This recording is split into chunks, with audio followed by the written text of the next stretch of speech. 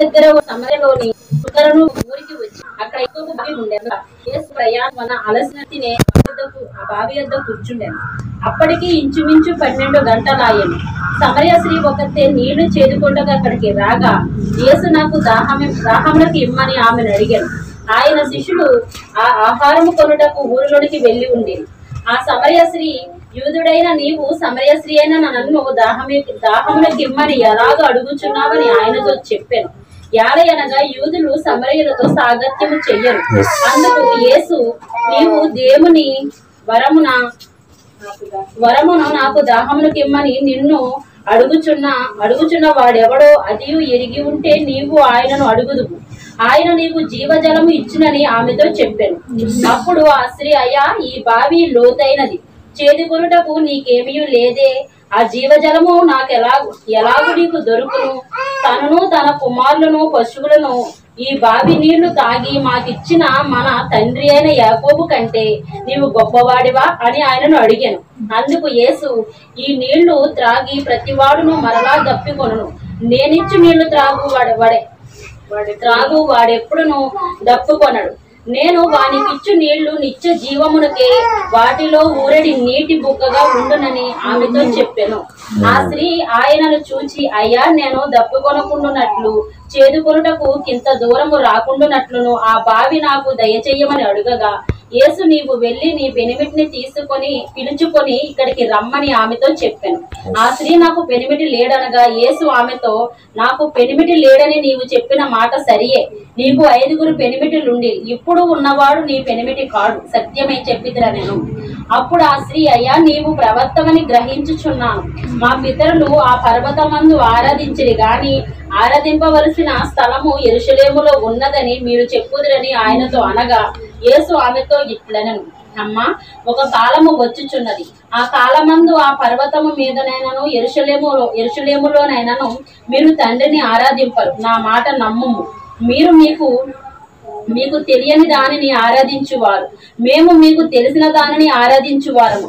రక్షణ యూదులలో నుండియే కలుగుచున్నది. అయితే యథార్థముగా ఆరాధించువారు ఆత్మతోనూ సత్యముతోనూ తండ్రిని ఆరాధించు కాలము వచ్చుచున్నదని అది ఇప్పుడును వచ్చి ఉన్నది. తాను ఆరాధించువారు అట్టివారే కావాలని తండ్రి కోరుచున్నాడు. దేవుడు ఆత్మ గనుక ఆయనను ఆరాధించు వారు ఆత్మతోనూ సత్యముతోనూ ఆరాధించవలెను. ఆ స్త్రీ ఆయనతో, క్రీస్తనబడిన మెస్సియ వచ్చునని నేను ఎరుగుదును. ఆయన వచ్చినప్పుడు మాకు సమస్తమును తెలియజేయునని చెప్పగా, యేసు, నీతో మాట్లాడుచున్న నేనే ఆయనను ఆమెతో చెప్పాను.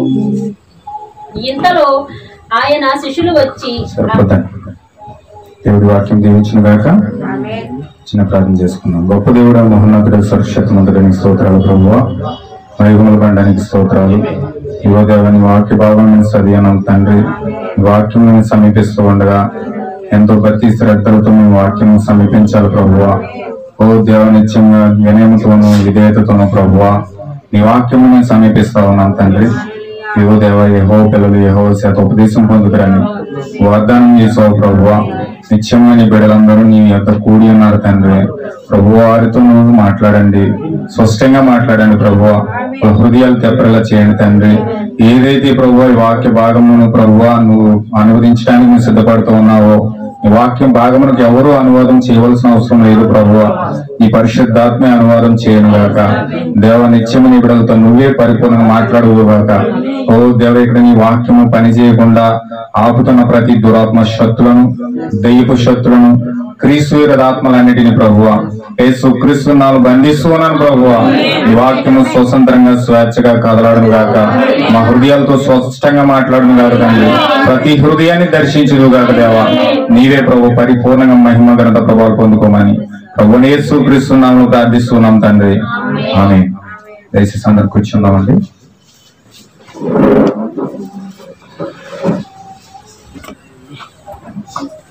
హల్లెలూయా. దేవుని నామమునకు మహిమ కలుగును గాక.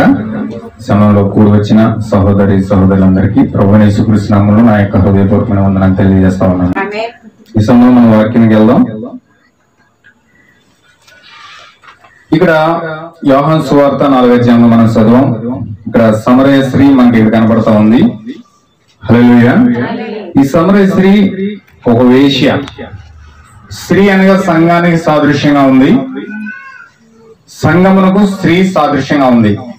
అయితే 2 సంఘాలు ఉన్నాయి బైబిల్లో.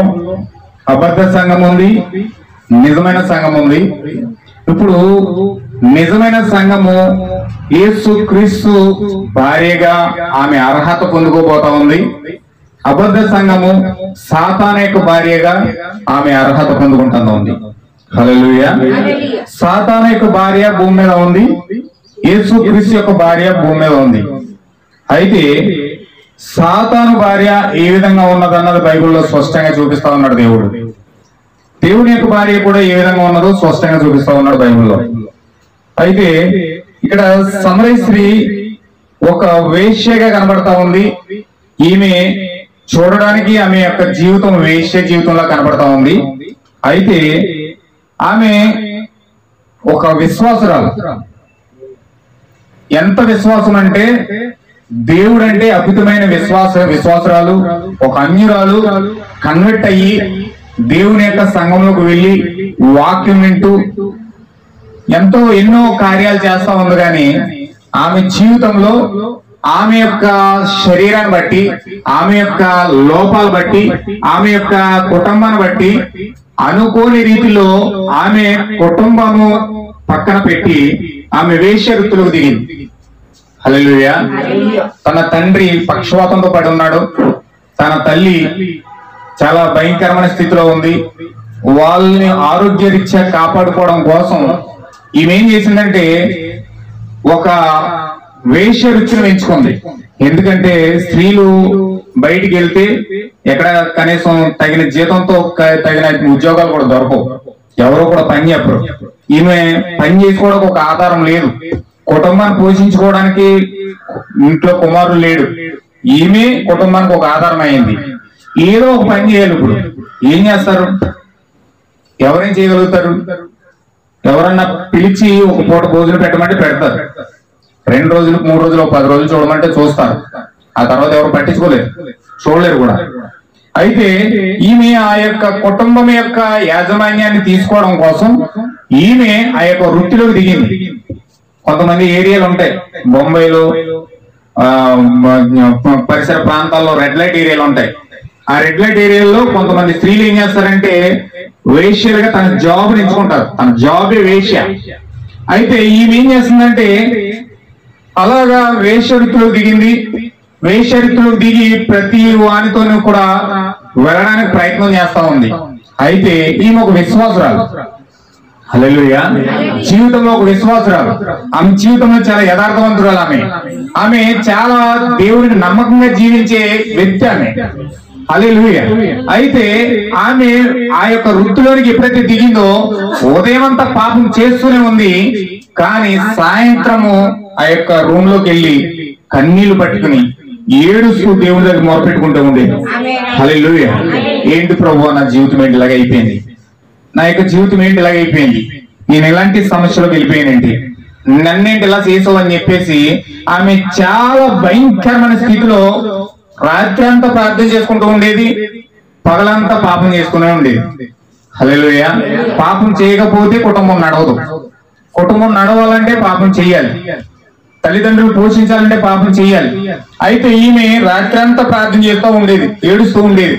యాకోబు గారి చర్చికి వెళ్ళేది ఆమె. యాకోబు గారి చర్చికి వెళ్ళి చక్కగా ఆ యొక్క వాక్యం వింటూ ఉండేది. ఆ వాక్యంలో దేవుడు ఎలా వస్తాడో, ఏ విధంగా ఆ యొక్క విషయాలు జరుగుతాయో ఈమె గ్రహించింది. దేవుడు వచ్చినప్పుడు ఏ కార్యాలు జరుగుతాయి ఈమె గ్రహించింది. గ్రహించిన తర్వాత ఈమె ఏం చేస్తుందంటే రాకడ కోసం ఎదురు చూస్తా ఉంది. దేవుడు వస్తాడు, ఖచ్చితంగా నా జీవితాన్ని మారుస్తాడు, ఏదో ఒక సమయంలో ఆ యొక్క కార్యం నా జీవితంలో జరగబోతా ఉంది అని ఆశతో ఎదురు చూస్తూ ప్రార్థిస్తూ ఉందామె. ఆమేన్. హల్లెలూయా. అయితే పాపం చేస్తూనే ఉంది, కార్యాలు జరుగుతూనే ఉన్నాయి, కుటుంబాన్ని నడిపిస్తా ఉంది. అయితే ఆమె జీవితంలో ఆ ఎదురు చూపు ఎక్కడ ఉందంటే దేవుని యొక్క రాకడ మీద ఉంది. హల్లెలూయా.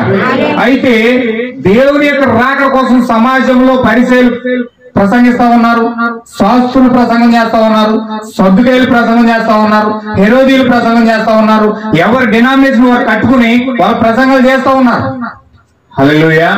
అయితే ఈమె యాకోబు సంఘంలోకి వెళ్ళి, ఇశ్రాయేలు యొక్క సంఘంలోకి వెళ్ళి వాళ్ళు ఏం చేస్తుందంటే ఈవిడ క్షుణ్ణంగా ధర్మశాస్త్రాన్ని పరిశీలిస్తా ఉంది. హల్లెలూయా. ఆయన యొక్క రాకడను, ఆయన యొక్క ప్రవచనాలను, సూచనలను చాలా స్పష్టంగా గ్రహిస్తూ ఉంది, అర్థం చేసుకుంటా ఉంది. దేవుడు ఆమెకు బయలుపరుస్తూ ఉన్నాడు. హల్లెలూయా. ఏంటండి ఆమెకు దేవుడు బయలుపరచబడి ఈ కాలం యొక్క ప్రవక్త అన్నాడు. దేవుడు ఆమెకు వాక్యాన్ని బయలుపరుస్తున్నాడు అండి. ఆ యొక్క యెరూషలేము మందిరంలో వాక్యాన్ని బోధించిన శాస్త్రి కంటే, ఆ యొక్క మందిరంలో ఆ యొక్క ప్రవచనాలు పలికే ఆ యొక్క హన్న కైపల్ కంటే మోర్ దెన్ ఎక్కువగా వాక్యము ఈ యొక్క స్త్రీకి బయలుపరచబడతా ఉన్నాడు. హల్లెలూయా. అయితే ఈమె పాపం చేస్తూనే ఉంది, కానీ ఈమె దృష్టి అంతా కూడా పాపం మీద పెట్టలేదు. పాపం చేస్తూనే ఉంది, కానీ ఈమె దృష్టి అంతా కూడా రాకడమే పెట్టింది. దేవుడు వస్తాడు, ఖచ్చితంగా నన్ను విడిపిస్తాడు, ఆయన రాకడలోనే ఆయన కలుసుకోవాలి, నాకు నిత్య జీవం కావాలి. దేవుడు ఏమైనా సరే వచ్చినప్పుడు, భూమి మీదకి వచ్చినప్పుడు ఏమైనానో ఆయన కలుసుకోవాలని ఒక ఆసక్తితో నేను ఎదురు చూస్తా ఉంది. హల్లెలూయా. దేవుడు నామమున మహిమ కలుగును గాక. అయితే ఈ స్త్రీ చాలా బలహీనురాలు, చాలా ప్రార్థనాపరురాలు, ప్రార్థన చేస్తూనే ఉంది, కానీ ఈయనంత పాపం చేస్తుందన్న సంగతి సమాజానికి తెలియదు. హల్లెలూయా. సమాజానికి తెలియదు. ఆమె ఏం చేస్తుందంటే ఒకరి తర్వాత ఒకరు మారుస్తూ ఉంది. అసలు ఆ విషయం ఎవరికి తెలియదు. పాపం చేస్తుంది అని సమాజానికి తెలుసు, కానీ ఒక వేశ్యలో బ్రతుకుతుందని ఒక నానుడి ఆమె మీద ఉన్నది, కానీ ఆ నానుడు ఆమె మీద వేశారు, కానీ వేశ్యని గుర్తించారు, కానీ ఎంత పాపం చేస్తుందన్న సంగతి వాళ్ళకి తెలియదు. హల్లెలూయా. భర్త తర్వాత భర్త అలాగా 5 మార్చింది ఆమె. హల్లెలూయా. 6వతో కాపురం చేస్తా ఉంది, పెళ్లి చేసుకోలేదండి. ఆమె ఉంటా ఉంది. అయితే ఈమె ఏం చేస్తుందంటే రాకడ కోసం ఎదురు చూస్తూ ఈ విధంగా వెళ్ళిపోతా ఉంది.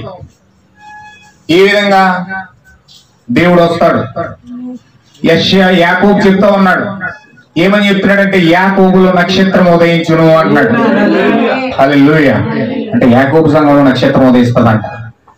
నక్షత్రం ఎప్పుడు వస్తుంది? నన్ను ఎప్పుడు విడిపిస్తుంది? హల్లెలూయా.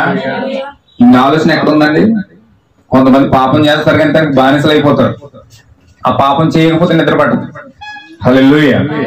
వాళ్ళకి ఆ పాపం చేయకపోతే మనస్సాన్ని దొరకదు. వాళ్ళు దేనికో ఒక దానికి బాగా అటాచ్ అయిపోతారు, బాగా ఫుల్ అటాచ్ అయిపోతారు. ఇంకా దానికి బానిసలు అయిపోతారు. అది తప్పు అని తెలిసినా కూడా చేస్తూనే ఉంటారు. హల్లెలూయా. వాళ్ళ హృదయాలు గద్దిస్తూనే ఉంటది. అయ్యో నేను తప్పు చేస్తున్నాను హృదయం గద్దిస్తూనే ఉంటది. కానీ అయినా కానీ ఆ పాపాన్ని చేస్తూనే ఉంటారు. ఎలాగంటే ఈ కాలం యొక్క ప్రవృత్తి ఏం చెప్పాడంటే, దావీదు ఆ యొక్క పైన అపార్ట్మెంట్ లో వెళ్ళిపోయి తిరుగుతూ ఉన్నాడు.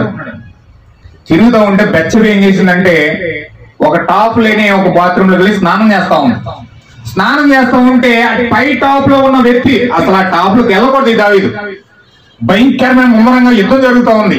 ఆ యుద్ధంలో ముందుండి నడిపించవలసిన దావీదు ఆ అందరినీ కూడా యుద్ధానికి పంపేసి మనోడు తాయితీగా చక్కగా ఎంజాయ్ చేస్తా ఉన్నాడు. పైన ఆ యొక్క ప్రాంగణంలో తిరుగుతూ ఉన్నాడు. ఆ ప్రాంగణంలో తిరుగుతూ ఉన్నప్పుడు ఆ యొక్క స్త్రీ కనబడింది. ఎప్పుడైతే స్త్రీ కనబడిందో ఆమెతో పాపం చేయాలనే కోరిక పుట్టింది. హల్లెలూయా. ఆమెతో వెళ్ళాలనే కోరిక ఎప్పుడైతే పుట్టిందో ఈమె ఏం చేస్తున్నాడు తెలుసండి? యాక్చువల్ గా పాపం చేయాలని ఎప్పుడైతే కోరిక పుట్టిందో వెంటనే పరిశుద్ధాత్మ వేసిందంట. హల్లెలూయా. పరిశుద్ధాత్మ వెంటనే లేచి పైకి, దావీదు నువ్వు తప్పు చేస్తున్నావు, ఆ తప్పు చెయ్యొద్దు, నువ్వు అలా వెళ్ళొద్దు, అది పాపము అని పరిశుద్ధాత్మ గద్దిస్తూ ఉన్నాడు లోపల. హల్లెలూయా. పరిశుద్ధాత్మ గద్దిస్తూ ఉన్నప్పుడు ఇతను ఏం చేశాడు తెలుసండి? పరిశుద్ధాత్మ గద్దిస్తున్నప్పటికీ దాన్ని కింద తొక్కి మరీ ఎదగలిగాడు. హల్లెలూయా. ఆయన హృదయానుసారుడు, దేవుని యొక్క హృదయానుసారుడు. దేవుని మనసు ఏమైందో దావీదు మనసు కూడా అదే ఏమైంది. అలాంటి వ్యక్తి ఇక్కడ ఏం చేస్తున్నాడు తెలుసు? పరిశుద్ధాత్మ గద్దిస్తున్నప్పుడు పరిశుద్ధాత్మను తొక్కి పాపం చేశాడు అతను. హల్లెలూయా. అంటే ఈ రోజు వాక్యం చెప్తున్నప్పటికీ వాక్యము ఆజ్ఞాపిస్తున్నప్పటికీ ఆ ఆజ్ఞను మీరి మనం పాపం చేస్తా ఉన్నాం. ఆజ్ఞాతిక్రమమే పాపం. ఆ పాపం ఏం చేస్తుందంటే క్షమించబడే పాపం ఉంది, క్షమించబడని పాపం ఉంది. క్షమించబడని పాపం ఏంటంటే తెలిసి చేసే పాపం. క్షమించబడే పాపం ఏంటంటే తెలియక చేసే పాపం. తెలియక మనం ఆటోమేటిక్ గా కొన్ని పాపాలు పడిపోతూ ఉంటాం. తెలియక కొన్ని విషయాల్లో ఆటోమేటిక్ కొన్ని విషయాలు మాట్లాడేస్తూ ఉంటాం. తెలియక కొన్ని విషయాలు ఆ విధంగా దొరికిపోతూ ఉంటాయి. కానీ వాటికి క్షమాపణ ఉంది. కానీ ఈ రోజు తెలిసి చేసే పాపానికి క్షమాపణ లేదు. హల్లెలూయా. అందుకే భయంకరంగా వాక్యము ఆజ్ఞను మనం చూసినప్పుడు ఆ ఆజ్ఞను మీరి మనం పాపం చేయడానికి ప్రయత్నం చేయకూడదు. ఎప్పుడైనా సరే ఆజ్ఞను మీరి పాపం చేయడానికి ప్రయత్నం చేశామంటే అది భయంకరమైన పాపం అయిపోతా ఉంది, క్షమించబడిన పాపం అయిపోతా ఉంది. హల్లెలూయా. కానీ దావీదు ఏం చేస్తున్నాడంటే ఈ పరిశుద్ధాత్మ గద్దిస్తున్నప్పటికీ కూడా ఈ వ్యక్తి ఏం చేస్తున్నాడు తెలుసండి, పాపం చేయడానికి ముందుకు పోయాడు. దానికి ఎంత కఠినమైన శిక్ష అనుభవించాడంటే దావీదు చాలా భయంకరమైన శిక్ష అనుభవించాడు. హల్లెలూయా. కొంచెం జాగ్రత్తగా మీరు ఆలోచించండి వాక్యాన్ని. దావీదు అంత భయంకరమైన శిక్ష అనుభవించడానికి గల కారణము దావీదు తెలిసే చేస్తున్న పాపం అది. హల్లెలూయా. మరి ఎందుకు తెలిసి చేస్తున్నాడు? హృదయానుసారుడు కదా దేవునికి. దేవుని మాట చొప్పున తూచా తప్పకుండా చేసే వ్యక్తి అసలు బైబిల్లో దావీదు మహారాజు తప్ప ఏ వ్యక్తి కూడా అంత దేశాన్ని కట్టుదిట్టంగా దేవుని యొక్క ఆజ్ఞలతో పకడ్బందీగా నడిపించిన వ్యక్తి వేరొక రాజు ఎవరు లేరు, దావీదు తప్ప. సొలొమోను ఎంత అద్భుతమైన రాజ్యం కట్టినా గానీ విగ్రహారాధనలోకి తీసుకొచ్చాడు. ప్రతిరోజు కూడా ఆది కాండం నుంచి మనం చూస్తే ప్రతిరోజు కూడా ఇజ్రాయెల్ దేశంలో విగ్రహారాధన అనుమతించిన వాడే. కానీ దావీదు మాత్రం విగ్రహారాధన అనుభవించలేదు, అసలు అనుమతించలేదు. అంత వ్రతపరంగా అంత ప్రతిష్టాత్మకంగా దేవుడి అలా భయభక్తులు కలిగిన ఈ వ్యక్తి ఎందుకు పరిశుద్ధాత్మను తొక్కి వెళ్తున్నాడు మరి? హల్లెలూయా. చూడండి, మనం కూడా చాలా మిస్టేక్లు జరుగుతుంటాయి మన జీవితంలో. చాలా మిస్టేక్లు, రోజుకి ఎన్నో మిస్టేక్లు దొరికిపోతూ ఉంటాయి. తెలిసి తెలియకుండా మాట్లాడేస్తూ ఉంటాం, తెలిసి తెలియకుండా పనులు చేస్తూ ఉంటాం. చాలా రకాల కార్యాలు జరుగుతాయి, రకరకాల కార్యాలు జరుగుతూ ఉంటాయి. ఈ కార్యాలన్నిటినీ కూడా కొన్ని తెలిసి చేస్తూ ఉంటాం, కొన్ని తెలియ చేస్తూ ఉంటాం. కన్నా ప్రియమైన సహోదరులారా, నువ్వు తెలిసి పాపం చేస్తే గనక ఆ దేవుని అకౌంట్లోకి వెళ్ళిపోతా ఉంటావు. హల్లెలూయా. తెలియక పాపం చేస్తే దానికి నువ్వు క్షమాపణ అడిగినప్పుడు క్షమాపణ ఉంది, కానీ తెలిసి చేసిన పాపానికి క్షమాపణ లేదు. హల్లెలూయా. కానీ దావీదు తెలిసే పాపం చేస్తా ఉన్నాడు, అలా చేయకూడదని తెలిసి కూడా పాపం చేస్తా ఉన్నాడు. ఆ పాపానికి తగినట్లుగా ఆ యొక్క స్థానాన్ని విడిచి దావీదు ఎలా వెళ్ళిపోయాడు తెలుసండి? ఒంటరిగా రాజు స్థానాన్ని కోల్పోయి ఒక అనామకుడుగా, ఒక నిస్సహాయుడుగా ఒలివ కొండ వరకు వెళ్ళిపోయి ఏడుస్తూ వెళ్ళిపోతా ఉన్నాడు. హల్లెలూయా. చూడండి, ఏదైనా తోటలో దేవుడు ఆదాముని అవ్వన పెట్టాడు. హల్లెలూయా. ఆదాము అవ్వన పెట్టి ఈ దేవుడు ఏం చెప్పాడంటే, ఈ తోట చెట్ల మధ్యలో ఉన్న ఫలాలు మాత్రం మీరు తినొద్దు, మంచి చెడు తెలివితేటలించే వృక్ష ఫలాన్ని మాత్రం మీరు తినొద్దు, జీవవృక్ష ఫలాన్ని మాత్రమే మీరు తినాలి. హల్లెలూయా అని కళాఖండితంగా దేవుడు ఆజ్ఞాపించాడు. తినిన దినమున నిత్యముగా నువ్వు సత్యమని దేవుడు ఆజ్ఞాపించాడు. వాళ్ళ మాటను పట్టుకుని అనేక సంవత్సరాలు వాళ్ళు బ్రతికారు. వాళ్ళ మాట ద్వారా కొన్ని వేల కోట్ల సంవత్సరాలు వారు దేవునితో జీవించారు, చక్కగా సహవాసం చేశారు.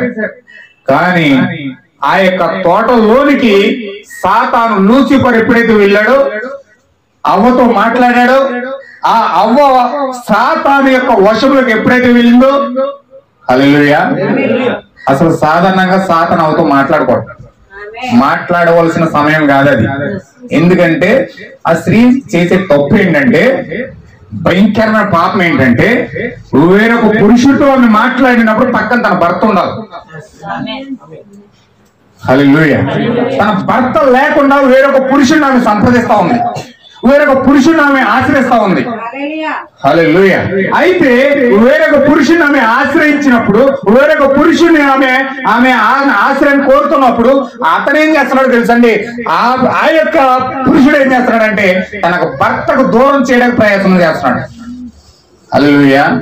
చూడండి ఎంత గమ్మత్తుగా ఉంది ఈ విషయాన్ని. ఈ రోజు అక్రమ సంబంధాలు ఎందుకు పెరుగుతున్నాయి తెలుసా? అక్రమ సంబంధాలు ఎందుకు పెరుగుతున్నాయి తెలుసా? ఆమె బలహీనురాలై ఉండొచ్చు. ఆమె బలహీనురాలు స్త్రీ. ఆమె మొదట పురుషుని కలిసేటప్పుడు ఆమెకి అటువంటి ఆలోచన ఉండదు.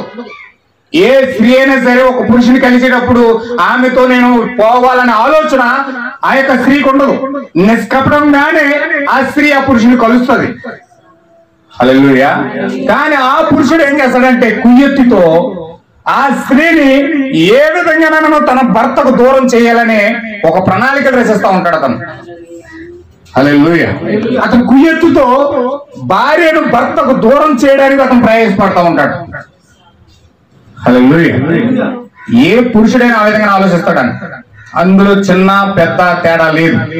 ఎందుకంటే ప్రతి ఒక్కడు కూడా ప్రతి ఒక్క నాలుగు కింద సర్ప విషం ఉన్నది అని రాయబడింది బైబిల్లో. హల్లెలూయా. అయ్యో అతను చాలా మంచోడండి, అయ్యో ఇతను చాలా మంచోడండి, అయ్యో తను ప్రాణించేస్తాడండి అంటే అంత మంచోడు అయిపోతాడా? నో. ప్రతి పురుషుడి యొక్క నాలుక కింద సర్ప విషం ఉన్నది అని బైబిల్లో రాయబడింది. సర్ప విషం అంటే ఆ సర్పం యొక్క నాలుగుతో వ్యక్తి మాట్లాడుతూ ఉంటాడు. అతను ఆలోచన మార్చడానికి ప్రయత్నిస్తూ ఉంటాడు. హల్లెలూయా. అయితే ఎప్పుడైతే ఈ స్త్రీ ఎప్పుడైతే ఆ యొక్క సాతాను యొక్క కాంటాక్ట్ లోకి వెళ్ళిందో, భర్త లేకుండా సాతాను సంప్రదిస్తా ఉందో, ఈ సాతానుడు ఏం చేశాడు తెలుసండి? పూర్తిగా స్త్రీ యొక్క ఆలోచన మార్చేశాడు. పూర్తిగా తన యొక్క ఆలోచనలతో ఈమె ఆలోచనలు సాతాను యొక్క ఆలోచనలు ఒకటైలా చేశాడు. హల్లెలూయా. యాక్చువల్ గా ఈమె ఆదాము ఎముకలో ఎముకై ఉన్నది, ఆదాము మాంసంలో మాంసమై ఉంది, ఆదాము ఆలోచనలో ఆలోచన ఉంది. హల్లెలూయా. అయితే ఈమె ఆదాము ఏమి ఆలోచిస్తుందో అదే ఆలోచించాలి వ్యక్తి, ఆదాము ఏం తలస్తున్నాడో అదే తలంచాలి వ్యక్తి. కానీ ఈ సాతాను ఏం చేశాడంటే అక్రమంగా చొరబడి ఇతను ఏం చేస్తున్నాడు? ఆలోచన డైవర్ట్ చేసేస్తున్నాడు. ఆదాము ఆలోచన లేకుండా చేసేస్తున్నాడు. ఆదాము యొక్క తలంపులు మాత్రం లేకుండా చేసేస్తున్నాడు. ఆ తలంపులు ఎప్పుడైతే లేకుండా చేశాడో ఆమె పూర్తిగా సాతాను యొక్క వశంలోకి వెళ్ళిపోయింది. హల్లెలూయా. నీవు ఎప్పుడైతే వాక్యం యొక్క ఆలోచనలు పక్కన పెట్టి లోకముతో కనెక్ట్ అవుతా ఉన్నావో, లోకం యొక్క ఆలోచనలతో నువ్వు కనెక్ట్ అవుతూ ఉన్నావు, దేవుని యొక్క మనసు నీలో నుంచి వెళ్ళిపోతా ఉంది, దేవుని యొక్క ఆత్మ నీలో నుంచి వెళ్ళిపోతా ఉంది, దేవుని యొక్క మహిమ నీలో నుంచి వెళ్ళిపోతా ఉంది. హల్లెలూయా. దేవుని యొక్క ఆలోచనలు బట్టి నువ్వు నడవలసిన అవసరం ఎంతైనా ఉంది. ఆమేన్. హల్లెలూయా. దేవుని ఆలోచన ప్రకారంగా, వాక్య ప్రకారంగా నువ్వు ఆలోచన చేయకుండా నీ ఇష్టానుసారమైన ఆలోచనలు చేస్తే దేవుడితో నీతో సాంగత్యం కట్ అయిపోతుంది. హల్లెలూయా. ఈ కాలమే ప్రవర్తన్నాడు పరిశుద్ధాత్మ చాలా సున్నితమైందంట, చాలా సున్నితమైంది. మనకులాగా మానవునిలాగా ఆయన వ్యవహారం చేయడు. హల్లెలూయా. వాక్యం యొక్క అర గీత దాటిందంటే ఆయన అక్కడ ఉండడు. అంత పర్ఫెక్ట్ గా ఉంటాడు, అంత సున్నితంగా ఉంటాడు. హల్లెలూయా. అందుకే చాలా మంది వాక్యంలోకి వచ్చిన వ్యక్తులు, వాక్యంలో జీవిస్తున్న వ్యక్తులు ఎలా ఉంటారు? చాలా సెన్సిటివ్ గా ఉంటారు, చాలా సెన్సిటివ్ గా ఉంటారు. చిన్న మాట అంటే నేను వచ్చుకుంటారు, వాళ్ళు తట్టుకోలేరు దాన్ని. హల్లెలూయా. అయితే ఈ యొక్క పరిశుద్ధాత్మ ఎప్పుడైతే ఆ వ్యక్తి నుంచి బయటకు వెళ్ళిపోయిందో, ఈ వ్యక్తి ఈ యొక్క అవ్వను పూర్తిగా స్వాధీనపరచుకున్నాడు. స్వాధీనపరచుకుని ఆ సాతాను యొక్క ఆలోచనలన్నీ ఎక్కించేశాడు. వాడు ఏమై ఉన్నాడో ప్రతి కార్యాన్ని సాతాను ఎక్కించాడు. వాళ్ళు ఉన్న పాపమంతా అవకెక్కించాడు, వాళ్ళు ఉన్న అసూయంతా అవకెక్కించాడు, వాళ్ళు ఉన్న శాపమంతా అవకెక్కించాడు. మొత్తం వాడిలో ఉన్నదంతా కూడా అవలకు వచ్చేసింది. హల్లెలూయా. యాక్చువల్ గా భర్తలో వాక్యం ఉంది, ఆదాము వాక్యమే అన్నాడు. వాక్యమైన ఈ ఆదాములో నుంచి వాక్యంతో ఐక్యం అవ్వాల్సిన ఈ స్త్రీ సాతానుతో ఐక్యమైంది. హల్లెలూయా. ఈరోజు ఎంత భయంకరమైన కార్యాలు జరుగుతున్నాయంటే, వాక్యాన్ని త్రోసేయడం వల్ల, వాక్యాన్ని పక్కన పెట్టడం వల్ల ఈ రోజు భయంకరమైన స్థితిలో మనుషులు వెళ్ళిపోయి సాతానుతో ఐక్యమై అనేకమైన భయంకరమైన కార్యాలు ఈ రోజు మనిషి చేయడానికి వెనకం చేయట్లేదు. అసూలు పడతా ఉన్నారు, భర్తకు అపనమ్మకంగా జీవిస్తా ఉన్నారు, స్వార్థపరులు అయిపోయారు, డంబములు అయిపోయారు, భయంకరమైన కార్యాలతో సాడీలు చెప్తూ అక్కడ మాటలు ఇక్కడ మాటలు అక్కడ కార్యాలు వెళ్ళబుచ్చుకుంటూ, హల్లెలూయా, వారిని వారు మోసపుచ్చుకుంటూ జీవితాన్ని సర్వనాశనం చేసుకుని పాతాళమైన గొయ్యిలో పడడానికి సిద్ధపడతా ఉన్నారు. హల్లెలూయా. దేవుని నామమునకు మహిమ కలుగును గాక. జాగ్రత్తగా మీరు వాక్యాన్ని పట్టుకోండి. ఇప్పుడు ఈ యొక్క స్త్రీ ఎప్పుడైతే ఆ పాపంలో పడిపోయిందో, అక్రమంలో పడిపోయిందో, సాతానుతో ఐక్యమైపోయిందో, ఇప్పుడు వాక్యంలో ఉన్న ఈ యొక్క ఆదాము ఆ కార్యాన్ని చూశాడు. హల్లెలూయా. వాక్యంలో ఉన్న ఆదాము ఆ కార్యాన్ని చూశాడు. ఆ కార్యాన్ని చూసి కన్నీళ్లతో కళ్ళు ఎరిపెక్కిపోయి మనోవేదంతో నిండిపోయాడు. ఇప్పుడు ఆదాము చాలా వేదన పడుతూ ఉన్నాడు, చాలా ఆక్రోశం బాధపడుతూ ఉన్నాడు, చాలా బాధపడుతూ ఉన్నాడు, ఏడుస్తూ ఉన్నాడు. అయ్యో నా శరీరం పడిపోయింది, నా భాగంలో పడిపోయింది, నా ఆలోచన ఉన్న ఆలోచన పడిపోయింది. ఇప్పుడు హల్లెలూయా. ఎంతమంది అర్థమవుతుంది? ఇప్పుడు నా భాగాన్ని కాపాడుకోవాలి. నా యొక్క భాగాన్ని కాపాడుకోకపోతే నా భార్య నశించిపోతుంది. ఇప్పుడు హల్లెలూయా. నేను ఏ విధంగా వెళ్ళాలి? హల్లెలూయా. ఇప్పుడు గనక ఏదైనా తోటలోకి దేవుడు గనక వస్తే మొట్టమొదటగా చంపేది అవ్వని చంపేస్తాడు. హల్లెలూయా. అవ్వని చంపాడా నా భాగం వేరైపోతుంది, నా భాగం నాలో నుంచి ఎడబాటుకి వెళ్ళిపోతుంది. ఇప్పుడు నేనేం చేయాలి? ఇప్పుడు నేనేం బాధ? నా భాగం పడిపోయింది, నా ఆలోచన పడిపోయింది. హల్లెలూయా. నా శరీరం వేరైపోయింది. ఇప్పుడు నేనేమవ్వాలి, నేనేం చేయాలని చెప్పేసి మనోవేదనతో నిండి ఈ యొక్క ఆదాము, హల్లెలూయా, ఇప్పుడు పాపము లోనికి వెళ్ళి ఆ యొక్క అవ్వను కాపాడాలి. ఆమేన్. హల్లెలూయా. ఇప్పుడు పాపం చేయాలంటే ఆదాముకు తెలుసు, పాపం చేయకూడదని తెలుసు, కానీ పాపం చేయడానికి సిద్ధపడ్డాడు. హల్లెలూయా. పాపం చేయకూడదని ఆదాము తెలిసినా ఇప్పుడు ఆ భాగాన్ని కాపాడాలి, ఆ భాగాన్ని కాపాడుకోవాలి, ఆ భాగాన్ని ఆలోచన కాపాడుకోవాలి. హల్లెలూయా. ఇప్పుడు ఆ స్త్రీ ఒక భయంకరమైన స్థితిలో ఉంది, ఈ సమరయ స్త్రీ భయంకరమైన స్థితిలో ఉంది, ఆ బెత్షెబా భయంకరమైన స్థితిలో ఉంది. ఆ యొక్క స్థితిలో నుంచి రాజు యొక్క స్థానంలో తీసుకురావాలి. గ్లోరీ. హల్లెలూయా. ఇప్పుడు ఆ పతనమైపోయిన స్థితిలో నుంచి, ఆ పడిపోయిన స్థితిలో నుంచి ఆ స్త్రీని రాజసింహాసనం కూర్చోబెట్టాలి. హల్లెలూయా. ఇప్పుడు ఆ స్త్రీని నేను తీసుకురావాలంటే నేను ఆ పాపంలో అడుగు పెట్టాలి. గ్లోరీ. హల్లెలూయా. ఇప్పుడు ఎప్పుడైతే ఆదాము అలాంటి నిర్ణయం తీసుకున్నాడో, ఎప్పుడైతే ఆదాము తన భాగం కోసం ఆలోచించాడో, పాపంలో పడిపోతే ఆదాము పడిపోతే మరి ఆదాము చంపేది దేవుడు, ఆదాము కూడా చంపేస్తాడు. హల్లెలూయా. ఆదాము కూడా చంపుతాడు. మరి ఎందుకు ధైర్యంగా వెళ్తా ఉన్నాడు? మరి ఎందుకు అంత ధైర్యంగా అతను అడుగు పెట్టాడు అంటే ఆదాముకు ఒక రెవల్యూషన్ ఉంది, ఆదాముకు ఒక ప్రత్యక్షత ఉంది. ఎలాంటి ప్రత్యక్షత అంటే, నేను ఆ యొక్క పాపంలో అడుగు పెడితే నా భాగాన్ని నేను కాపాడుకుంటే, నా భాగం కోసం నేనెంత వెదరపడతా ఉంటే, నా భాగం కోసం నేనెంత ఆలోచిస్తా ఉంటే నేను దేవునిలో భాగమైనాను.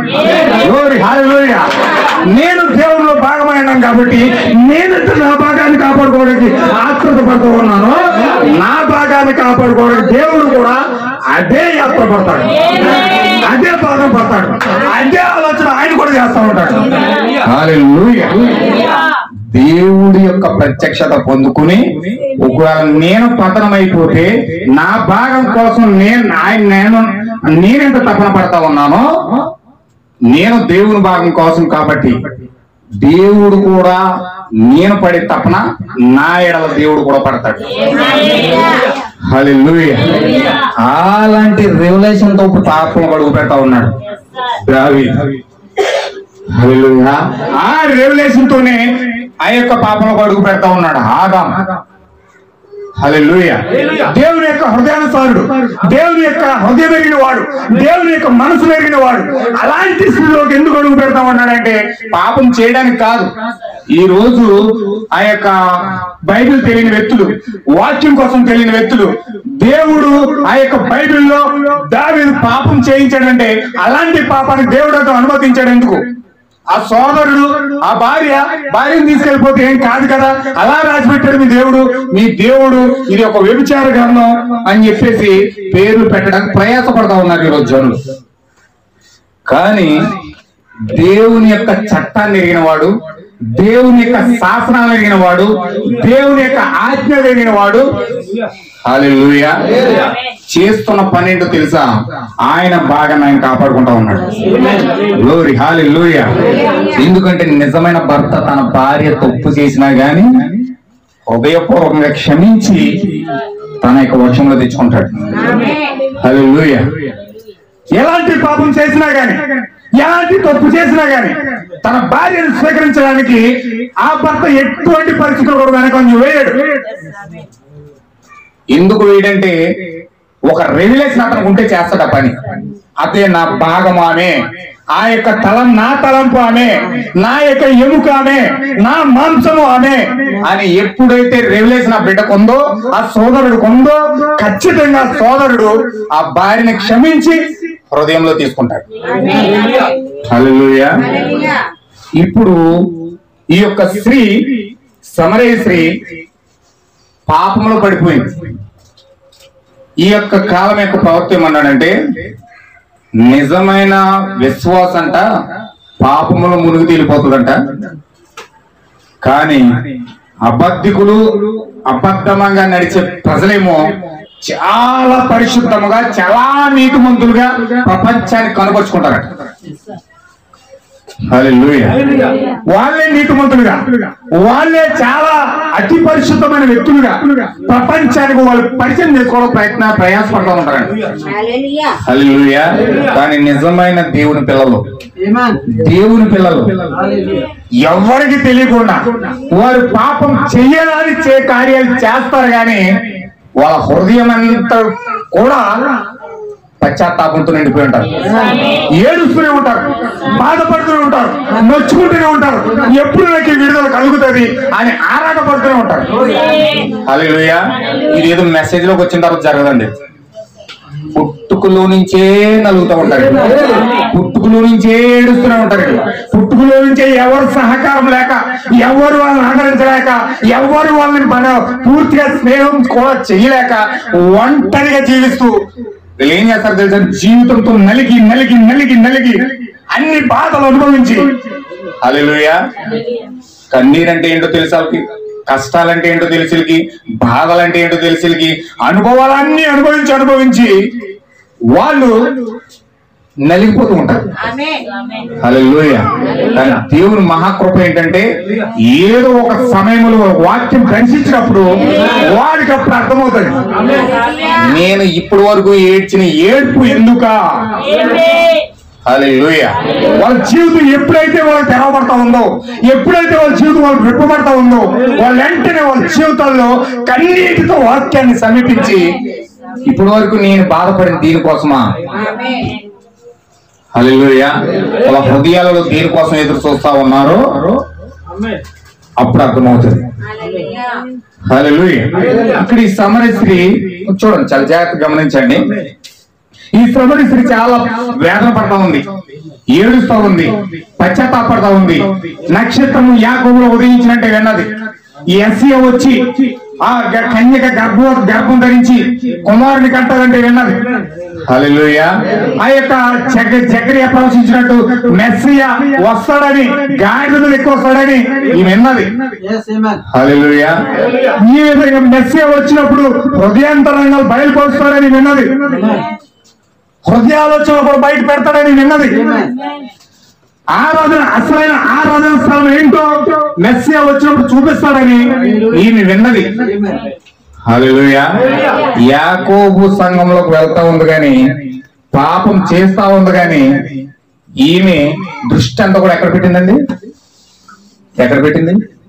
వాక్యం మీద పెట్టింది. గ్లోరీ, హల్లెలూయా. పాపంలో జీవిస్తూనే ఉంది కానీ మీ దృష్టి మాత్రం వాక్యమే పెట్టింది. సోదరుడు, నువ్వు ఈ సమయంలో, ఈ మధ్యాహ్న కాల సమయంలో నీవెలా ఉన్నావు ఒక్కసారి చెక్ చేసుకో. హల్లెలూయా. ఈ శరీరంలో ఉన్నప్పుడు నువ్వు ఎల్లప్పుడు కూడా పాపానికి బానిసవే. ఈ శరీరంలో నువ్వు బందీగా ఉన్నంతసేపు నువ్వు ఏదో ఒక అబద్ధం ఆడుతూనే ఉంటావు, ఏదో ఒక పాపం చేస్తూనే ఉంటావు, దేనికో దానికి బానిస అవుతూనే ఉంటావు. హల్లెలూయా. కానీ నీ హృదయం దేని మీద ఉన్నది? ఇవాళ ఇది నా ప్రశ్న, దేవుని యొక్క ప్రశ్న. నీ హృదయం ఎక్కడ ఉంది? దేని మీద ఉంది? వాక్యం మీద ఉందా? లేకపోతే సంప్రదాయాల మీద ఉందా? లేకపోతే డబ్బు మీద ఉందా? లేకపోతే పేరు మీద ఉందా? లేకపోతే నీ పురుషుడి మీద ఉందా? లేకపోతే నీ స్త్రీ మీద ఉందా? దేని మీద ఉంది నీకు ఆశ?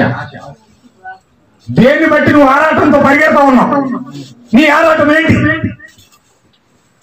హల్లెలూయా. దేనికోసం నువ్వు పరిగెడతా ఉన్నావు? నీ పరుగు దేనికోసం పరిగెడతా ఉన్నావు?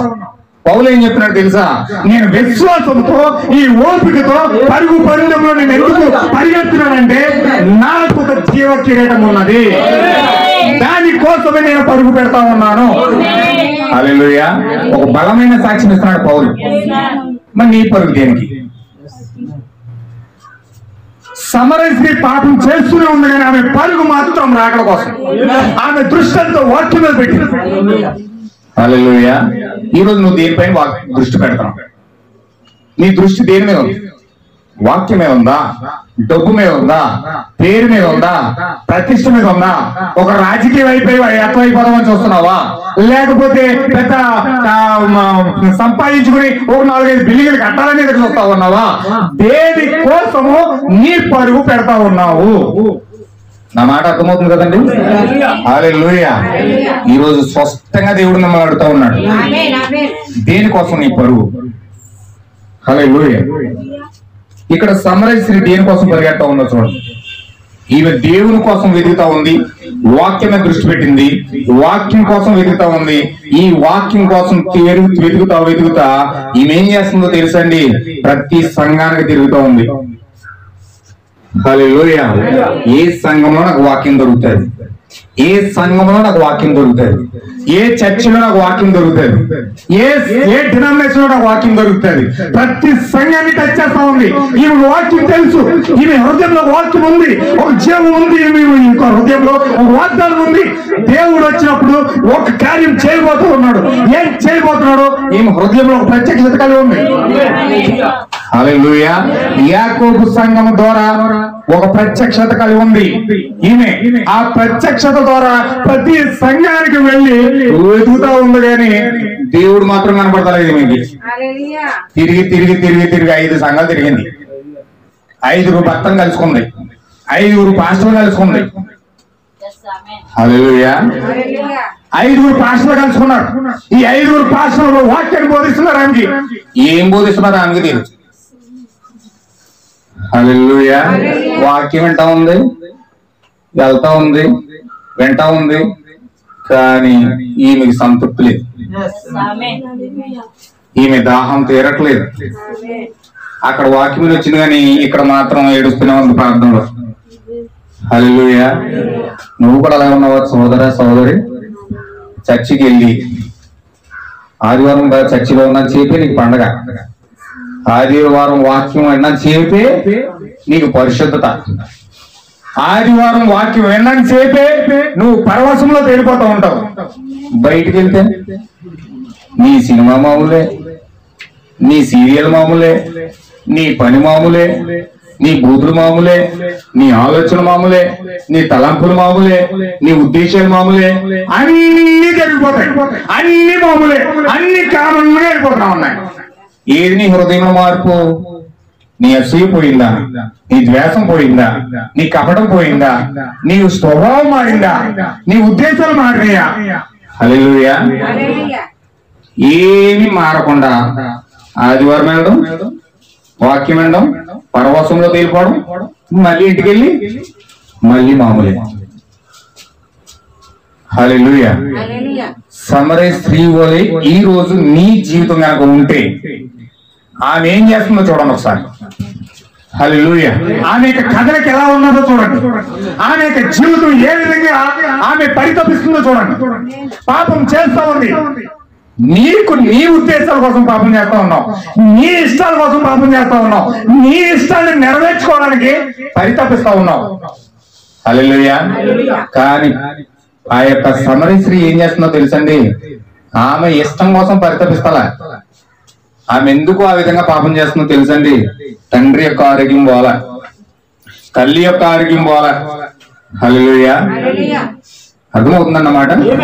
అర్థమైన వాళ్ళందరూ ఆమె చెప్పండి. ఆమె హల్లెలూయా. ఆ యొక్క స్త్రీ ఆమె కోసం పోరాటలేదు. ఆ స్త్రీ ఆమె కోసం ఆనందపడతలేదు. ఆమె పాపం చేస్తుంది దేనికోసం అంటే ఆమె కోసం కాదు. హల్లెలూయా. నిజమైన దేవుని కుమారులు అంటండి చిన్నప్పటి నుంచి కూడా, మధ్యలో వచ్చినప్పుడు కాదు కానీ చిన్నప్పటి నుంచి కూడా ఇతరుల కోసం బతుకుతారట. హల్లెలూయా. ఎందుకంటే జగత్తోత్పత్తికి మొదలుకొని గొర్రె పిల్ల జీవ గ్రంథంలో దేవుడు ఆమె పుట్టుక మునిపే ఆమె పేరు గ్రంథంలో రాశాడు దేవుడు. హల్లెలూయా. పుట్టినప్పుడు ఆ జన్యువుతో పుట్టినామే, పుట్టినప్పుడు విత్తనంతో పుట్టినామే. హల్లెలూయా. ఇప్పుడేమో కొత్తగా అభిషేకం వచ్చేసి సికింద్రాబాద్ అనేమో ప్రవచనాలు భాషలో పలికేది. హల్లెలూయా. చర్చిలోకి వెళ్ళిన వెంటనే 4 డబ్బులు కొట్టినప్పుడు సికింద్రాబాద్ అనే 4 భాషలు మాట్లాడి సికింద్రాబాద్ హైదరాబాద్ కలిపేస్తారండి. సికింద్రాబాద్ హైదరాబాద్ కలిపి సికింద్రాబాద్ అవుతుంది. రకరకాల భాషలు చక్కగా మళ్ళీ మాట్లాడుతున్నారండి. ఓకే. హల్లెలూయా. అయితే ఇక్కడ ఈ స్త్రీ దానికోసం ఎదురు చూస్తున్నా. ఈమె ఆ గొర్రెపిల్ల జీవనంలో రాయబడిన జీవ కణమైనది. ఆమె దేవుని యొక్క ఆలోచన అయినది. ఆమె దేవుని యొక్క జన్యు అయినది. హల్లెలూయా.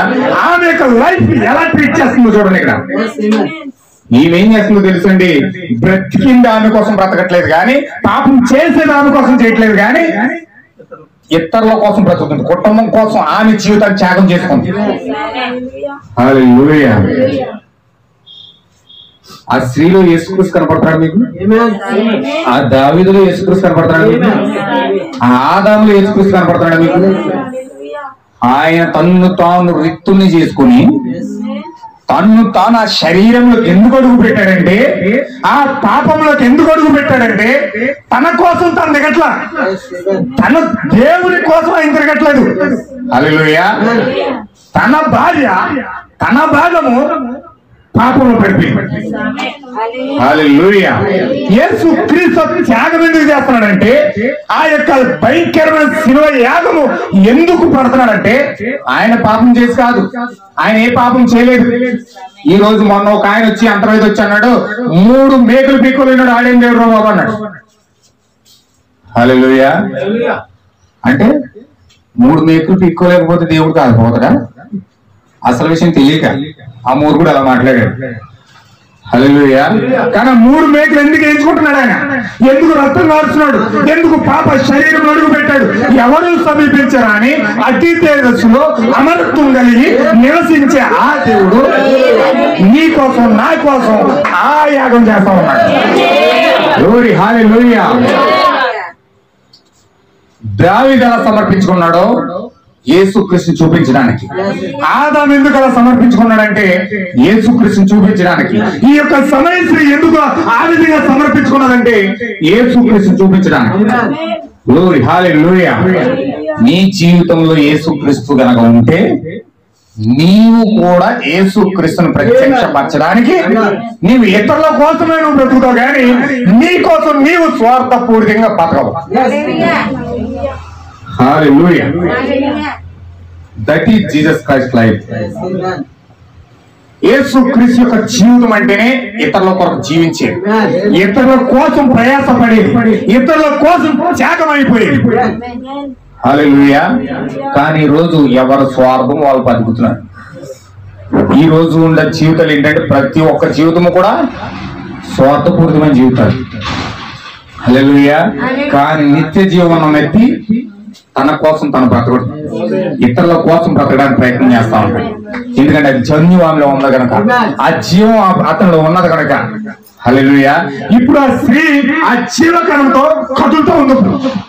గ్లోరీ, హల్లెలూయా. ఆమె కోసం, కుటుంబం కోసం సమర్పించుకుంటా ఉంది. సంఘాలు తిరుగుతూ ఉంది, ప్రతి సంఘానికి తిరుగుతూ ఉంది. ఎక్కడ కూడా ఈమె ఆశించింది దొరకట్లేదు. హల్లెలూయా. తిరిగి అలసిపోయింది, జీవితం అలసిపోయింది. ఏం చేయాలో అర్థం కావట్లేదు, బుర్ర ఇటెక్కిపోతుంది. ఏం చేయాలి ఇప్పుడు? హల్లెలూయా. ఈమెనేమో పరిసర ప్రాంతాల్లో ఒక వేశ్యగా ముద్ర చేశారు. వేశ్యలు ఏం చేస్తారు తెలుసండి? ఎవ్వరు లేని సమయంలో 11-10 గంటలకల్లా భార్య, భర్త, పిల్లలు కలిగిన సంసారాలు ఏం చేస్తారంటే నూతి దగ్గర ఉన్న వాటర్ అంతా తెచ్చేసుకుంటారు. కానీ వీళ్ళందరూ వెళ్ళిపోయి తలుపులన్నీ మూసేసుకుని, కిటికీలన్నీ మూసేసుకుని, అన్ని పకడ్బందీగా క్లోజ్ అయిపోయిన తర్వాత అప్పుడు వేస్ట్ రోడ్డు మీద అడుగు పెట్టాలి. హల్లెలూయా. ఆమె గాలి కూడా మీ కుటుంబంలోకి రాకూడడానికి వీల్లేదు. ఆమె యొక్క గాలి కూడా కుటుంబంలో రాకూడదు. ఎందుకంటే ఒకవేళ గాలి పడిందంటే మైలు పడిపోతారు. హల్లెలూయా. వెంటనే పొసునీళ్ళు జల్లేసుకుంటారు. జల్లినంటాడు పొసునీళ్ళు, లేకపోతే మైలాడిపోరు. ఎందుకంటే వేశ్య కదా. మరి వేశ్య ప్రజల్లో తిరగకూడదు. ధర్మశాస్త్ర ప్రకారం వేశ్య రోడ్ల మీద కొత్త రాళ్ళు పెట్టి కొట్టుకొని చంపేస్తారు. హల్లెలూయా. వేశ్యను రాళ్ళు పెట్టి కొట్టి చంపాలి ధర్మశాస్త్ర ప్రకారం. ప్రజల్లో ఉండి కాడికి రాకూడదు, జనం ఉండే కాడికి రాకూడదు.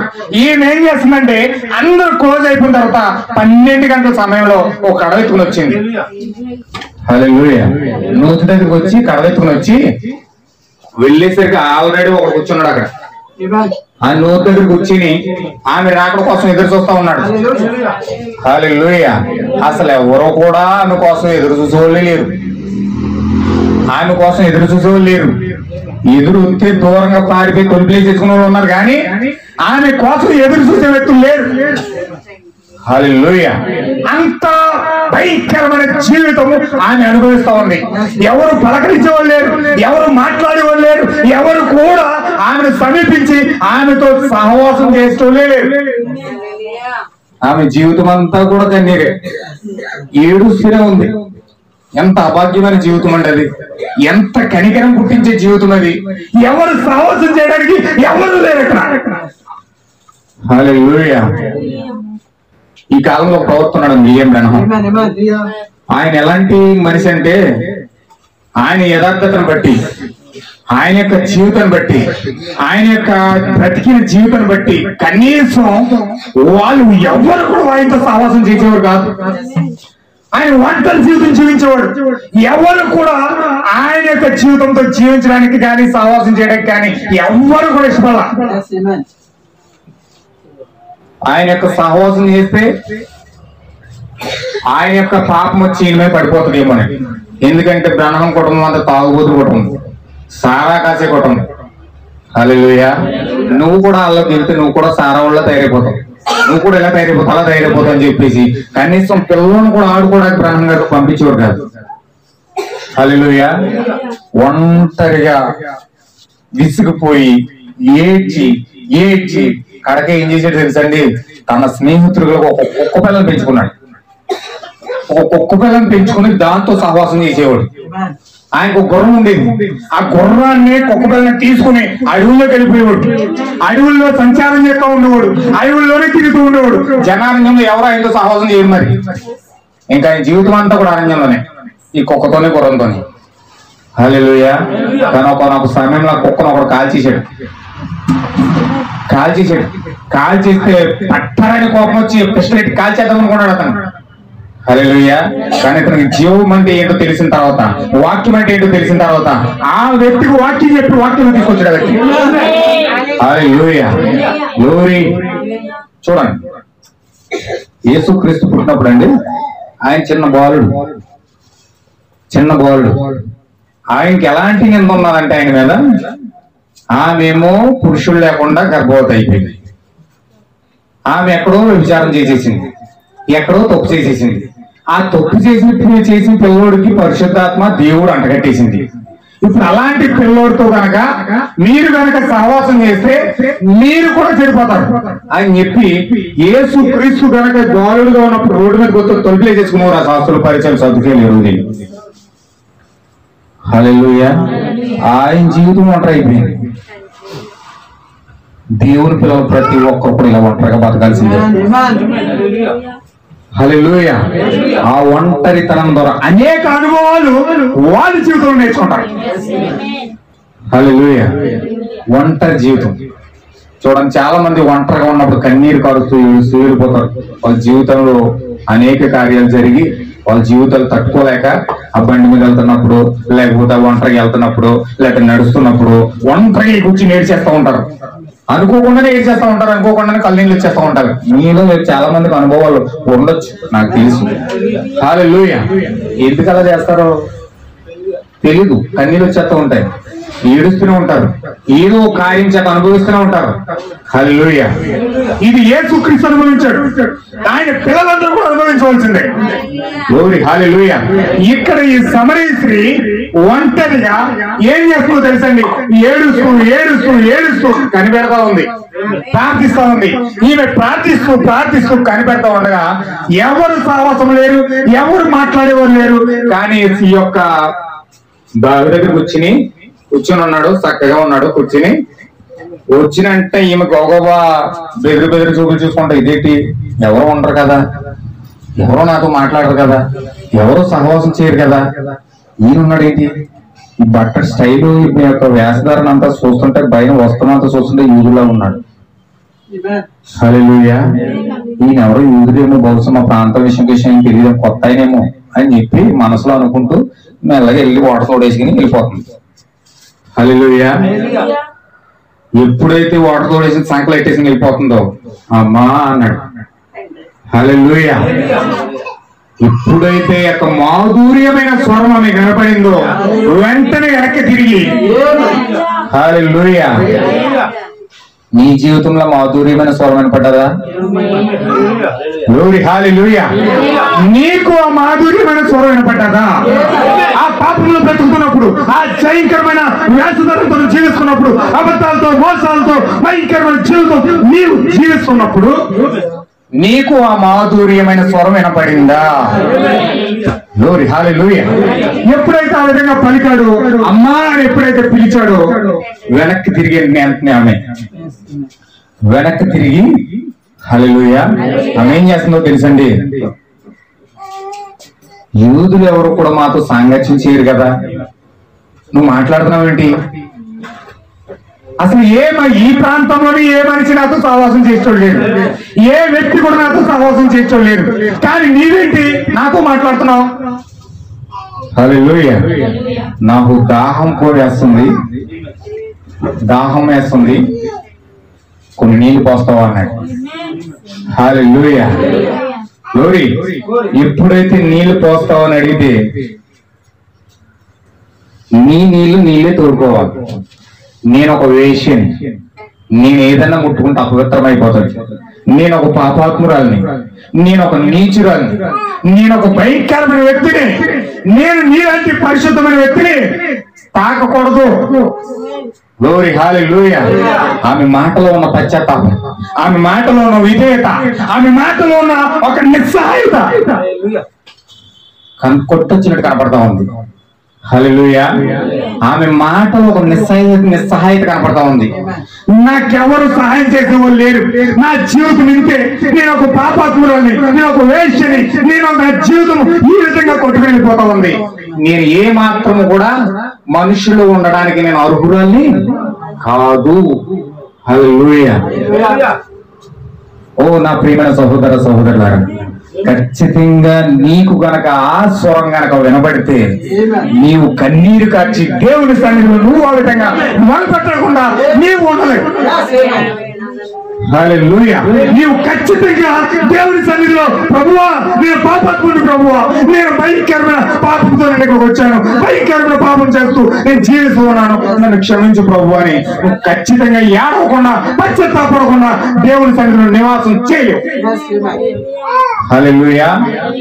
ఎందుకంటే నీ జీవితంలో ఆ మెల్లని స్వరం కనుక వినబడితే ఖచ్చితంగా నీవు చేసే మొట్టమొదటి పని ఏంటో తెలుసా? నీవు పశ్చాత్తాపడతావు, నీవు కన్నీరు కాస్తావు దేవుని సన్నిధిలో, నీవు ఏడుస్తూ దేవునికి మొరపెట్టడానికి మొదలు పెడతావు. ప్రభు నన్ను క్షమించు ప్రభువా, ఇప్పటి వరకు నేనేదో బ్రతికేశాను ప్రభువా, ఇప్పటి వరకు నేనేదో జీవించేశాను ప్రభువా, నా జీవితం వల్ల నేనెంతో నాశనం అయిపోయాను ప్రభువా, ఇక్కడి నుంచి నేను అలా బ్రతకను ప్రభువా అని ఖచ్చితంగా నువ్వు మొరపెడతావు. హల్లెలూయా. ఆ మెల్లని స్వరంలో ఉన్న శక్తి అటువంటిది, ఆ మెల్లని స్వరంలో ఉన్న ప్రభావం అటువంటిది. Glory Jesus. హల్లెలూయా. ఎప్పుడైతే మాట పలికాడో, నేను అపవిత్రమైన మనిషి, నీవు నీ చేతి తెచ్చుకుని తాగు. హల్లెలూయా. లేదు లేదు, నేనే నీ నీళ్ళు ఇవ్వడానికి వచ్చాను. నా నీళ్లు గనక నువ్వు తాగావంటే నువ్వెన్నడూ కూడా తప్పుకున్నావు. నా నీళ్లు కనుక నువ్వు తాగితే, నా వాక్యం కనుక నువ్వు వింటే, నా యొక్క వాక్యంలో ఆ యొక్క జీవజలం కనుక నువ్వు తాగితే నీకు అసలు ఇంకెన్నడూ కూడా తప్పి ఈ సంఘానికి రావాల్సిన అవసరమే లేదు, ఈ బావి దగ్గరికి రావాల్సిన అవసరమే లేదు. అదేంటి, సంఘానికి వెళ్ళాలి కదా, సంఘానికి వెళ్ళకపోతే ఎలా కుదురుతుంది? ఇది మా పురాతన కాలం నుంచి యాకోబు కట్టిన సంఘం. ఇది ఈ సంఘంలో రాకపోతే ఎలాగా? నాకు నిత్య జీవం ఎలా వస్తూ ఉంటది, నాకు ఈ యొక్క ఆశీర్వాదం ఎలా వస్తూ ఉంటది, నాకు దేవుని యొక్క జీవం నాలోకి ఎలా వస్తుంది? గ్లోరీ. హల్లెలూయా. దేవుని యొక్క జీవం రావాలంటే నేను ఇచ్చి నీళ్ళు తాగాలి. గ్లోరీ. హల్లెలూయా. సంఘంలో కాదు, బావిలో నీళ్ళు కాదు, నేను ఇచ్చి నీళ్ళు తాగితే నీకు దాహం లేదు. అయ్యయ్యయ్య, నాకు ఆ నీళ్ళు కావాలి, నాకు ఆ నీళ్ళు కావాలి, దయచేసి నీళ్ళు నాకు ఇవ్వండి. గ్లోరీ. హల్లెలూయా. ఇప్పుడు ఎలాంటి ఆశ పుట్టిందంటే ఆమెకి యేసుక్రీస్తు ఇచ్చిన నీళ్లు కావాలనుకుంటుంది. ఎందుకంటే యేసుక్రీస్తు ఇచ్చిన నీళ్లు కనుక తాగితే ఆమె జీవితంలో మరెన్నడూ ఇంట్లో నుంచి బయటికి రాకర్లేదు. వాళ్ళ తొలిపేసేసుకున్నారు, వీళ్ళ తొలిపేసేసుకున్నారు, వాళ్ళు మాట్లాడతలేదు, వీళ్ళు మాట్లాడతలేదు, కంప్లైంట్ చేయవలసిన అవసరం లేదు, మనసు నొచ్చుకోవాల్సిన అవసరం లేదు, బాధపడవలసిన అవసరం లేదు. హల్లెలూయా. ఏ గొడవలు ఇంట్లోకి వచ్చి శుభ్రంగా నీళ్ళు తాగేచ్చు. హల్లెలూయా. ఎంత మంచి ఆలోచన వచ్చిందంటే ఇంక ఇప్పుడు నాకు ఆ నీళ్ళు కావాలి. హల్లెలూయా. నీళ్ళు ఇస్తాం, మరి కంగారు పడుకో. నీకు నీళ్ళు కావాలంటే వెళ్ళి నీ భర్తను తీసుకురా. అది నిజమైన పురుషుడు గనక నీతో మాట్లాడితే నీ భర్తను మాట్లాడతాడు. వంకర మాట్లాడవచ్చు మాట్లాడతాడు, నీ ఆలోచన డైవర్ట్ చేసి మాట్లాడవచ్చు మాట్లాడతాడు. హల్లెలూయా. కానీ సాతాను ఏసేను తోటలో ఎవరి దగ్గరికి వెళ్ళి ఎలాంటి వంకర మాటలు మాట్లాడాడండి? భర్త నుంచి ఆమెను వేరు చేయడానికి ప్రయాసపడ్డాడు, భర్త నుంచి దూరం చేయడానికి ప్రయాసపడ్డాడు, వంకర మాటలు కుయ్యెత్తుతో పలికాడు. హల్లెలూయా. కానీ ఇప్పుడు నిజమైన వ్యక్తితో మాట్లాడుతున్న వ్యక్తి, సమరయ స్త్రీ నిజమైన వ్యక్తిని దర్శించింది. ఇప్పుడు నిజమైన వ్యక్తితో మాట్లాడుతుంది, ఇప్పుడు నిజమైన సేవకుడితో మాట్లాడుతుంది. హల్లెలూయా. ఈ వ్యక్తి ఏం చేస్తున్నాడు తెలుసండి? వెళ్ళి నీ భర్తను తీసుకురా అంటున్నాడు. నీ భర్త లేకుండా ఒక పురుషుడు నీతో మాట్లాడక ప్రయత్నం చేస్తున్నాడంటే అది భయంకరమైన తప్పు. నీ త్రోవ తప్పించే మార్గము అతను ప్రవేశపెట్టడం తీసుకోవాలి. గ్లోరీ. హల్లెలూయా. అంటే అందుకే పౌలు గారు చెప్తున్నాడు, ప్రతి స్త్రీకి కూడా తన సొంత భర్త ఉండవలెను. హల్లెలూయా. ప్రతి స్త్రీకి కూడా తన సొంత భర్త ఉండవలెను. ఆ భర్త లేకుండా వేరొక పురుషుని ఆశ్రయించకూడదు, ఆ భర్త లేకుండా పరిశుద్ధాత్మను పొందుకోవాలని ఆశించకూడదు. హల్లెలూయా. ఎందుకంటే నువ్వు పొందుకోవాల్సింది పురుషుల్లో నుంచే పొందుకోవాలి. నువ్వు పరిశుద్ధాత్మ పొందుకోవాల్సింది పురుషుల్లో నుంచే రావాలి, నీ భర్తలో నుంచే రావాలి. హల్లెలూయా. ఎప్పుడైతే భర్తను తీసుకురామన్నాడో ఈ వెంటనే నోట్లోని మాట ఏమొచ్చింది తెలుసా? నాకు భర్త లేడు. హల్లెలూయా. ఏమన్నా అర్థమవుతుంది కదా? అయిపోయిన టైం క్లోజ్ చేసేస్తాను. గ్లోరీ. హల్లెలూయా. ఇప్పుడు ఆమె ఎంత చెప్తుందంటే నాకు భర్త లేడంది. నిజమే, నువ్వు మాట నిజమే చెప్పావు, నీకు భర్త లేడు, కానీ నువ్వు రహస్యంగా 6 భర్తలు మెయింటైన్ చేసావు, 5 మెయింటైన్ చేసావు. ఇప్పుడు మెయింటైన్ చేసి కూడా ఎవరో 6 మెయింటైన్ చేస్తున్నావు. నేను చక్కగా తోడుకుని సంకలో ఎట్టుకుంది ఈమె. హల్లెలూయా. అక్కడ కరెంట్ చక్ర తగిలేటప్పటికి సంకలో ఒక కింద అడిపోయింది అంతే. హల్లెలూయా. ఇదేంటి, కనీసం నా పక్కింటి కూడా తెలియదు. నేను 6 మార్చాను. నేను ఎక్కడికి వెళ్తాను నా పక్క వాళ్ళకి ఇంటి కూడా తెలియదు. నేను ఆ సంఘానికి వెళ్ళాను, ఈ సంఘానికి వెళ్ళాను, ఆ ఊరు వెళ్ళాను, ఈ ఊరు వెళ్ళాను, ఆ బస్సు కలిసాను, ఈ బస్సు కలిసాను. కనీసం మా ఇంటి పక్కింటి కూడా తెలియదు కదా. హల్లెలూయా. ఇదేంటి ఈ వ్యక్తి ఎలా చెప్తున్నాడు? నేను 6 తిరుగుతున్న టీవీకి ఎలా తెలుసు? వెంటనే ఈమెలో ఉన్న జన్యు తలుపుకుని మెరిసింది. జగత్తుత్పత్తికి ముందే దేవుడు ఆమె యొక్క హృదయంలో పెట్టిన ఆ జన్యువు తలుపుకుని మెరిసింది. హల్లెలూయా. అవును, లేఖనంలో రాయబడి ఉంది కదా, మెస్సియా వచ్చినప్పుడు హృదయ రహస్యం బయటపెట్టాడు. హల్లెలూయా. ఈ మెస్సీయనే నేను అనుకుంటున్నాను మెస్సియా అని. అమ్మా, నువ్వు మాట్లాడుతున్నవాడు నేనే ఆ మెస్సియన్. హల్లెలూయా. 6 భర్తలు అయిపోయారు. ఇప్పుడు ఎవరు వచ్చారు? 7వ వచ్చాడు. హల్లెలూయా. 7వ ఎప్పుడైతే వచ్చి కలిశాడో, 7 దేవుని సంఖ్య, 7 పరిశుద్ధాత్మ సంఖ్య. ఎప్పుడైతే 7వని సమీపించిందో ఈమె పరిశుద్ధాత్మ పొందుకోవడానికి ఈమె 6 అయిపోయింది. గ్లోరీ. హల్లెలూయా. పరిశుద్ధాత్మ పొందుకుని ఏం చేస్తుంది తెలుసా? పరిశుద్ధాత్మతో ఉత్తేజపడాలి. పరిశుద్ధాత్మతో పొందుకొని దేవుని సన్నిధిలో నుంచి ప్రజలకు సాక్షి ఇవ్వడానికి పరుగులు ప్రవేశపెట్టింది. హల్లెలూయా. నీ జీవితంలో కనుక ఖచ్చితంగా సమరయ స్త్రీ కనుక నీ యొక్క దృష్టిలో ఉంచుకుంటే ఆమె ఏం చేసిందో చూడండి. ఆమె యొక్క ఎలాంటి ప్రయత్నం చేసిందో చూడండి. ఆమె యొక్క హృదయంలో ఎలాంటి బలమైన కోరిక చూడండి. ఆమె కోరికంత వాక్యం పైన, ఆమె కోరికంత వాక్యం పైన, ఆమె కోరికంత దేవుడు పైన. కానీ ఎప్పుడైతే అలాంటి కోరిక కలిగిందో ఆశ గల ప్రాణాన్ని తృప్తిపరిచే దేవుడు. నేను కట్ చేసేసాను, నేను నెక్స్ట్ వారం చెప్తాను. టైం అయిపోయింది, ఇంకా చాలా ఉందండి. వెళ్తే ఇంకో 4 గంటలు పడుతుంది. అందుచేత అంత టైం చెప్తే మీరు కొంచెం ఇబ్బంది పడతారు. మళ్ళీ సాయంత్రం మీటింగ్ ఉంది. హల్లెలూయా. కొంచెం జాగ్రత్తగా గమనించండి. ఈ యొక్క స్త్రీ ఎలాంటి దాహం కలిగి ఉందో, ఎలాంటి ఆ యొక్క హృదయ వాంఛతో ఉందో, ఇప్పుడు ఆ వాంఛ ఆమె ఎక్కడ నడిపించిందండి? ఆమె రాక కోసం ఎదురు చూస్తా ఉంది, పరిశుద్ధాత్మ కోసం ఎదురు చూస్తా ఉంది, దేవుడి కోసం ఎదురు చూస్తా ఉంది, నా జీవితం ఎప్పుడు విడుదల అవుతుందని ఎదురు చూస్తా ఉంది.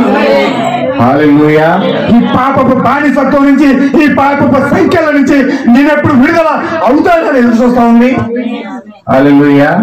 ఇప్పుడు ఆ సంఖ్యలన్నీ విడిపించడానికి, ఆ బానిసత్వాన్ని విడిపించడానికి, ఆమెకు జీవజలం ఇవ్వడానికి, ఆమెకు పరిశుద్ధాత్మ ఇవ్వడానికి ఆమె ఏ వాంఛ అయితే కలిగి ఉందో, గ్లోరీ. హల్లెలూయా. ఆ వాంఛ దేవుడు తీర్చడానికి జీవజలం పట్టుకొచ్చాడు. హల్లెలూయా. నేను చెప్పేది ఏంటంటే, నా ప్రియమైన సహోదరులారా, నువ్వు ఎలాంటి జీవితంలో జీవిస్తున్నప్పటికీ నీ హృదయ వాంఛ ఏమైంది? నీ హృదయ వాంఛను బట్టి దేవుడిని దర్శిస్తాడు. హల్లెలూయా. పాపములు బ్రతుకున్నా, అబద్ధాలు ఆడుతున్నా, మోసం చేస్తా ఉన్నా, పౌలు గారు చెప్పాడు, నేను ఇప్పటి వరకు పాపం చేస్తాను ప్రభువా అని దేవుడిని అడిగినప్పుడు దేవుడు ఏం చెప్పాడు తెలుసండి? నీ దేహ విమోచన జరిగే వరకు కూడా పాపానికి దోషుడివే అన్నాడు. హల్లెలూయా. దేహ విమోచన జరగాలి. దేహ విమోచన జరిగే వరకు నువ్వు పాపానికి దాసుడివే. నువ్వు ఏ పాపం చేసినా, ఏ అబద్ధాలు అన్నా, ఏ మోసం చేసినా, ఏ అతిక్రమం చేసినా నీవు మరొక దినంలో నువ్వు అడుగు పెట్టబోతా ఉన్నావు. పాతవన్నీ గతించెను, సమస్తమును నూతనమైంది. నీ యొక్క ఇప్పటి వరకు కూడా నువ్వు ఇలాంటి పాపములను బతుకుతున్నావేమో, ఇప్పటి వరకు కూడా ఇలాంటి కార్యాలతో శరీర బలహీనతలతో జీవిస్తున్నావు ఉన్నావు. ఒక్కసారి చెక్ చేసుకుని సమరయ స్త్రీ దగ్గర, ఆ బావి దగ్గర ఎలాంటి పశ్చాత్తాపడిందో మీరు కూడా అలా పశ్చాత్తాపడండి. ఆ పశ్చాత్తాపడతామండి. ప్రభువా నేను నీకు యోగ్యుని కాదు, నీకు నాకు యోగ్యత లేదు, నేను నిన్ను ముట్టుకోవడానికి నాకు సామర్థ్యం లేదు, నేను పాపాత్ములను, నేను భయంకరమైన స్త్రీని, నేను ఒక వేశ్యను. హల్లెలూయా. లేదు లేదు, నువ్వు అలా నొచ్చుకోవద్దు, నువ్వు అలా బాధపడవద్దు. నేను నీళ్ళిస్తాను పుల్లి, నేను కనుక నీళ్ళిస్తే నువ్వెన్నో కూడా తప్పుకోవడం. ఇప్పుడు ఆయన నీళ్ళు పట్టుకుని వచ్చాడు దగ్గరికి, జీవ జలం పట్టుకుని వచ్చాడు ఆయన. హల్లెలూయా. రాకడ కోసం ఎదురు చూస్తున్న ఆ యొక్క హృదయవాంఛ దేవుడు తీర్చాడు. హల్లెలూయా. ఇది ఓన్లీ కథ, కట్టు కథ కాదు ఇది. హల్లెలూయా. ఆ సమరయ స్త్రీ ఎవరో కాదు, నీవై ఉన్నావు. ఇప్పుడు నీ గడి వచ్చింది. ఇప్పుడు ఈ కాలంలో దేవుడు ఒక మెస్సయ్యగా ఆయన సన్సెట్ మౌంటైన్ పైన ఒక క్రీస్తుగా, హల్లెలూయా, రెండవ రాకడలో యేసు క్రీస్తు నిన్ను కలుసుకోవడానికి భూమిపైకి వచ్చి వాక్యంలో కూర్చుని ఉన్నాడు. హల్లెలూయా. ఈ ముద్రలో కూర్చుని ఉన్నాడు ఆయన. హల్లెలూయా. నీవెప్పుడైతే ఈ బావి దగ్గరికి నువ్వు వస్తా ఉన్నావో, ఈ బావి దగ్గర నిన్ను కలుసుకోపోతా ఉన్నాడు ఆయన. మరి ఈ బావి దగ్గర నువ్వు ఎలా రావాలి? ఈ బావి దగ్గర నువ్వు ఎలా రావాలి? పశ్చాత్తాపంతో రావాలి, విధేయతతో రావాలి, విశ్వాసంతో రావాలి. హల్లెలూయా. ఇప్పుడైతే నువ్వు దేవుని ఆ విధంగా సమీపిస్తావో ఆయన నీకు నిత్య జీవనం ఇస్తాడు, ఆయన నీకు పరిశుద్ధాత్మ ఇస్తాడు. హల్లెలూయా. ఆ పరిశుద్ధాత్మ నువ్వు పొందుకున్న మరుక్షణము దేవుడికి గొప్ప సాక్షిగా నీవు నిలబడతావు. దేవుడి వాక్యం దీవించును గాక. అందరూ లేచి నిలబడదాం, చిన్న ప్రార్థన చేసుకుందాం.